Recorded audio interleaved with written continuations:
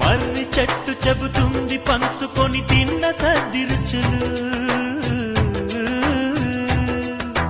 చెరుకు తోట చెబుతుంది అడుగు ఆనాటి చిలిపి పనులు, టెంట్ హాల్ చెబుతుంది ఎన్టీఆర్ కంటు బొమ్మ కథలు.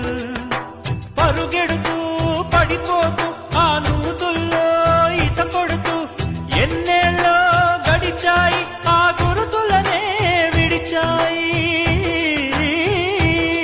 వయసంత మరచి కేరింతలాడే ఆ తీపి జ్ఞాపకాలు కలకాలం మనతోటే వెన్నంటే ఉంటాయి. మనలాగే అవి కూడా విడిపోలేనంటాయి.